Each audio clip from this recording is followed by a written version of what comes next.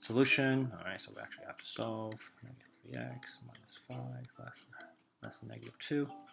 Line in the middle, if you like, plus 5 on both sides. That goes away because it becomes 0. So we have negative 3x left, less than positive 3. We're dividing by a negative number on both sides, right? So remember, that simplifies to 1. We have x left over, but this has to go the other way now, and greater than negative 1. So x is any number greater than negative 1, not shaded, right? 1 is not part of our solution, so here's our 1 is A. B, 2. Spinner have 8 equal sizes. What's the probability of an arrow stopping on a section labeled with number 2? What's the probability of 2? Well, there's 8 sections, right? So what's the probability of getting a 2? Well, there's 1, 2, 3 2s. 3 out of 8.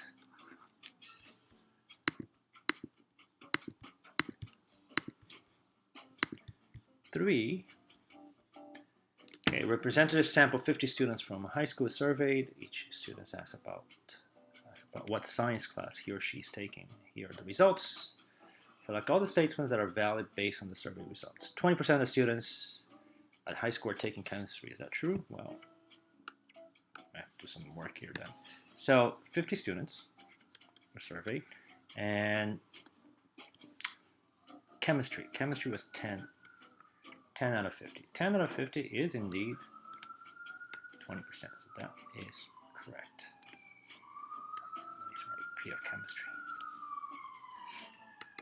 So 10 over 50, or 1/5, or 20%, right? That's true. Twice as many students are taking health science and physics. Where's health science? Health science is 12 out of 50. And physics is 6 out of 50. Well, that's true too. For every 150 students, we could predict that at least 18 of the students are taking physics. Well, people taking physics right now, 6 out of 50, right, are taking physics. So if there were 150 kids, how many would be taking physics? Well, we can simplify that to 30, 6 times 30 is 180. So if there were 150 kids, about 180 would be taking physics. That says 18, so this one is a no. For every 25 students, we could predict that at least 4 would be taking earth science. Well, how many kids are taking earth science? 4 out of 50 right now. Multiply that by 25. Let's see what we get here. 1, 2, we get about 2 kids. So about 2 kids out of 25 will be taking earth science. They say at least 4, so that's also incorrect.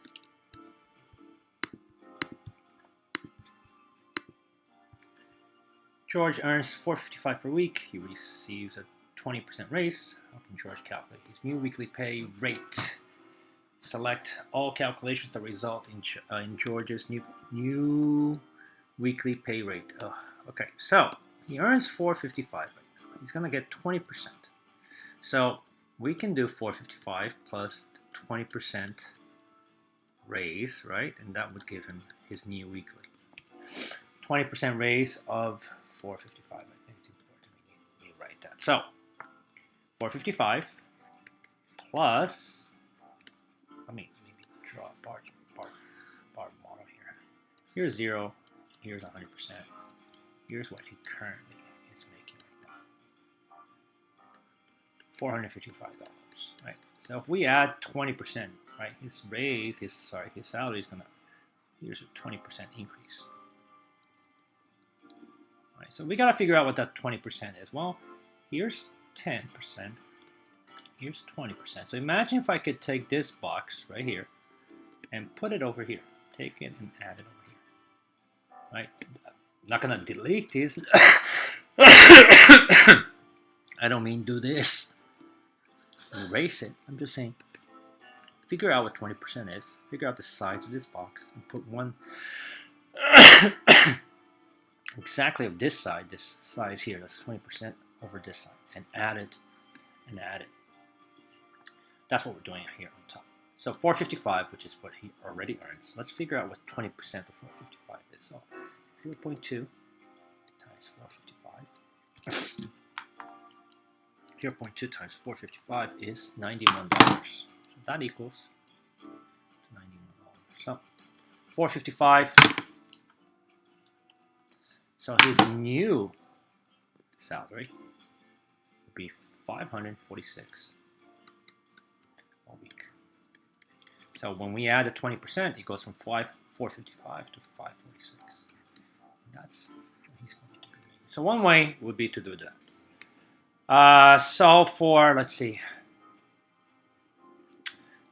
Yeah, so we can use a proportion. So if you did a proportion, I know a lot of you do proportions. So again, let's use this bar model here and set up a proportion. 100% is this number, right? 100% matches with 455. But what we wanted really was 120%. Right? So what's 120% of 455? And x would be over here. So this one would be okay. Completely fine to use that. Multiply 455 by 120. Yes, we could have done that. So 455 times 120. We could have done that. And that's it. These two, would take us to the answer. And then the one that we just did here, we could have multiplied 455. So we could have done this, multiply 455 by 0.20, but they forgot to say that we also, and then add to 455. Right, so you could have done 1, you can set a proportion, or we can just multiply 455 times 120. 5. Which number line represents the model of the sum of 1/2 plus 1/2? So 1/2, so think about where we are, start at 0. We're going to 1/2. Right, so that this one is okay. So this one's okay. And then this says plus another half. Well, we're actually, this says plus negative 1/2, which means this one over here should have actually gone this way. So A is not right. B is not even correct because it should have started 1/2. 1/2 should have been positive. So now I'm going to look at that. C starts at half. I mean, C starts, the first one starts at half. That doesn't make sense. Well, no, because C says you're here, you're going half to the positive side, right? You're adding half, you're moving to the right.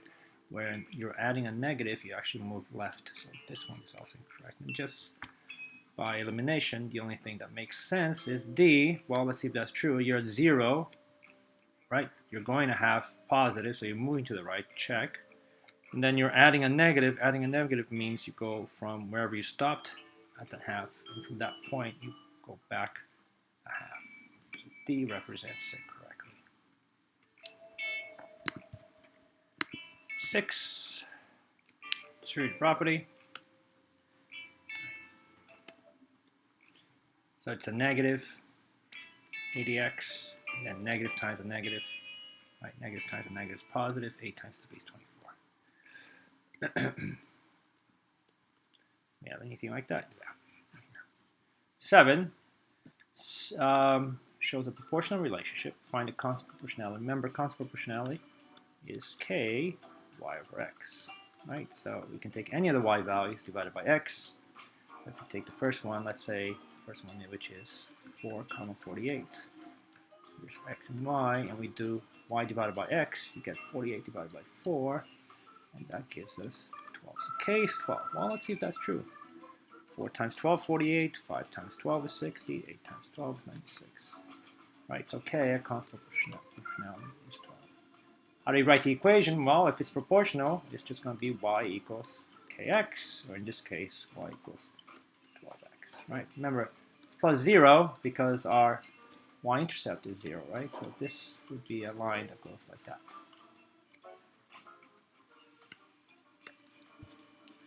8. Dave buys a baseball for $15 plus 8% tax. So Dave, he buys a baseball, $15 plus 8% tax. So we want the total price that he pays is going to be 1.08, right? So Dave is going to pay 15 times 1.08 is going to be $16.20. Mel pays $20 plus 8% tax, again 1.08. 20 times 1.08 equals 21.6. What's the difference in dollars? So 21.6 minus 16.2, $5.60 is your difference.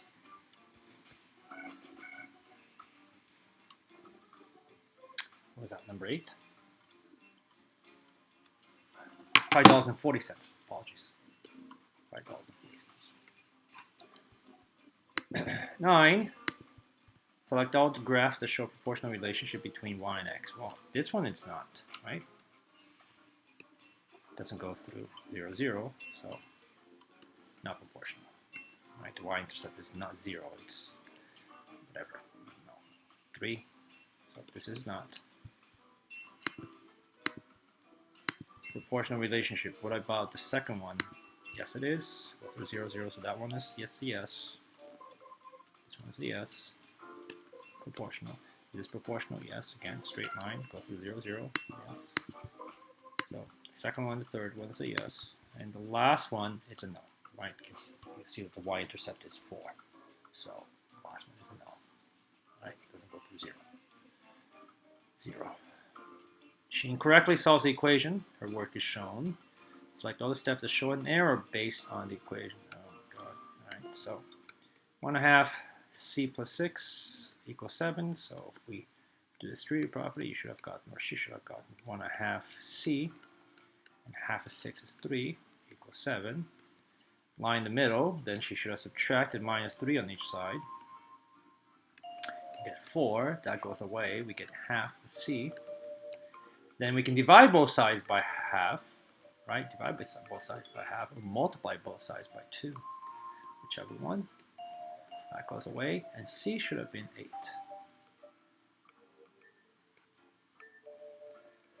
Let's see. Did she do the street property correctly? Step 1, half of c plus,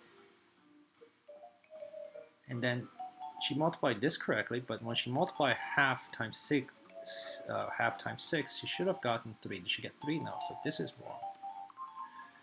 And then 2 is wrong because remember she should have done minus 6 on both sides and minus 6. Did she do minus 6? No, she did plus 6, so that's also wrong.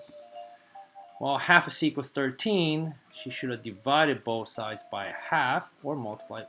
This whole thing is wrong. Alright, so this one is also wrong. So half of c equals 13. She should have divided by 2. She should have divided by half. So that's wrong too. And then the whole thing. C equals 8, and here is the solution. That's the only number that makes this equation correct. C equals 8, according to ours.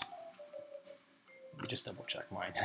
Half c plus 3, half c minus 3 on both sides, 4. Divide both sides by half, or multiply by 2. We got 11, proportional. Okay, number of hours and the cost. Okay, select true or false for each of the graphs. So I have another sheet on another side here. I'll read it. So point A says, or I can make it smaller so we can all see the same thing. A little smaller. All right. So, you know it's proportional.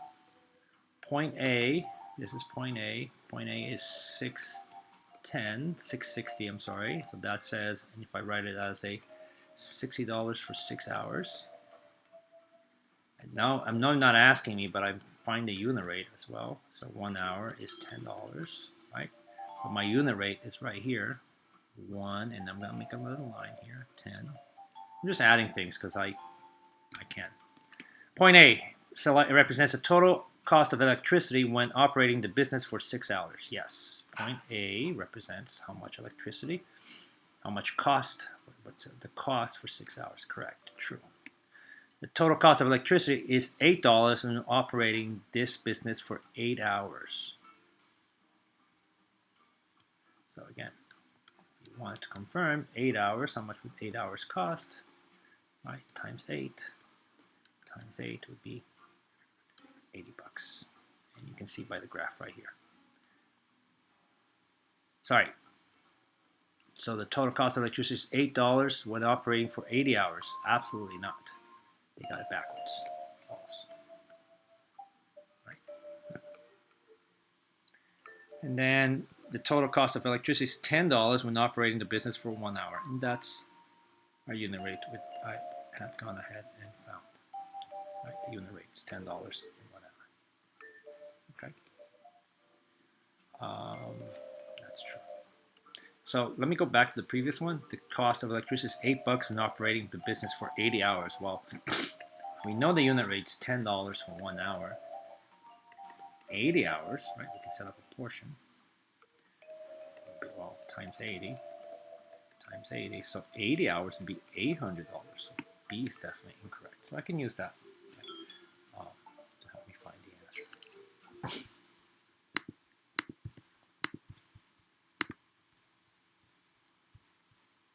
Oh, they're getting shorter and shorter.